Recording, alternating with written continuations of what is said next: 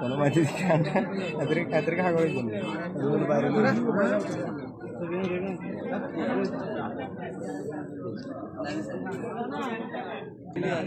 এখানে লোকজন করে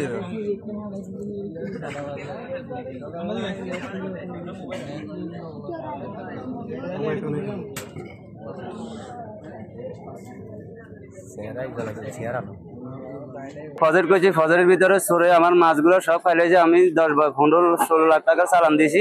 এখন আমার ফজরিতে বর্তমান কোনো মাছ নাই, মাছ সব লই গেছে। এবার আমি এখন সুর ধরা খাইছে, এই সুর ধরা খাইছে, এরা নিচে আমার সব মাছ এরা নি খাই ফেলাইছে। সব মাছ আমার এগুলো লই গেছে, কারণ এবারে আমরা ধরছি তো গ্রামবাসী।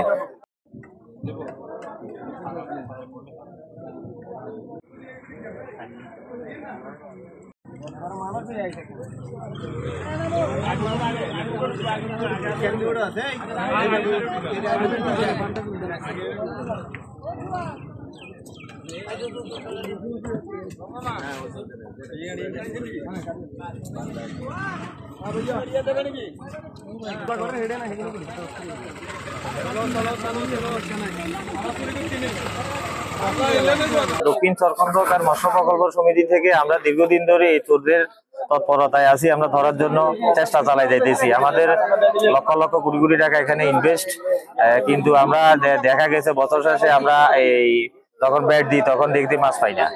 তো দীর্ঘদিন আমাদের সোর্স আছে এবং এই স্টাফ বা এলাকাবাসী সহায়তার আমরা এই চোরগুলোর ধরতে পারছি। তো আমরা এখানে আইনানুগ ব্যবস্থা নেওয়ার জন্য সর্বোচ্চ চেষ্টা করছি বা আপনাদেরকে অনুরোধ করতেছি এই ধরনের ভবিষ্যতে না ঘটে। এরা গত 15 দিন ধরে আমাদের বিভিন্ন প্রকল্পের মাছ টাছ চুরি করতেছে। আমরা যখন নাইট গার্ড শক্ত করি, কালকে রাত্রে এদেরকে সংঘবদ্ধ ভাবে ধরতে পারে। এলাকাবাসী সহযোগিতা করছে আমাদেরকে।